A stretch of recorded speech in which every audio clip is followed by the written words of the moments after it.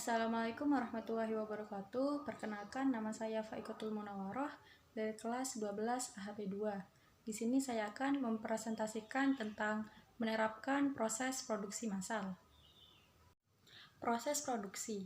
Proses merupakan urutan pelaksanaan ataupun kejadian yang terjadi secara alami atau didesain, mungkin menggunakan waktu, ruang, keahlian, atau sumber daya lainnya yang menghasilkan suatu hasil. Sedangkan produksi yaitu suatu kegiatan yang dikerjakan untuk menambah nilai guna suatu benda atau menciptakan benda baru sehingga lebih bermanfaat dalam memenuhi kebutuhan. Produksi massal. Produksi massal merupakan sebuah metode memproduksi barang dalam jumlah yang besar dengan biaya yang rendah per unitnya.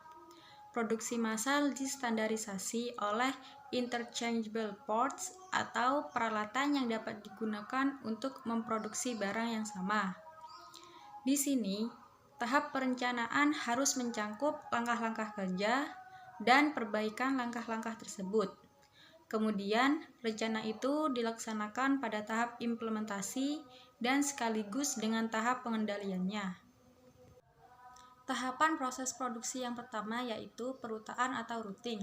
Perutaan merupakan proses menetapkan dan menentukan urutan kegiatan produksi, mulai dari bahan mentah hingga menjadi sebuah produk, termasuk berbagai macam peralatan yang digunakan.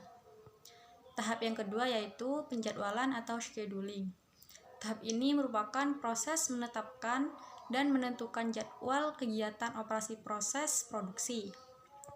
Tahap yang ketiga yaitu dispatching. Tahap ini merupakan proses menetapkan dan menentukan proses pemberian perintah. Untuk tahap yang keempat yaitu tindak lanjut, yang merupakan proses mendorong terkoordinasinya perencanaan proses produksi.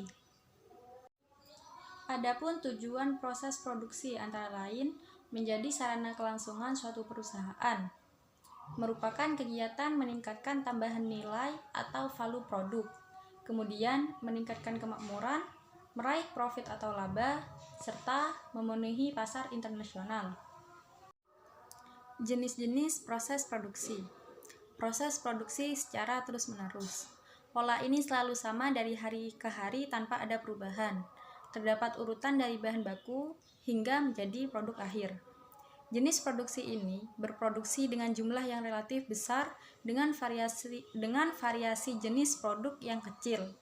Penyusunan peralatan produksi atas dasar arus urutan pekerjaan dari bahan mentah menjadi produk akhir, dan variasi jenis produk relatif sedikit. Yang kedua yaitu jenis produksi terputus-putus.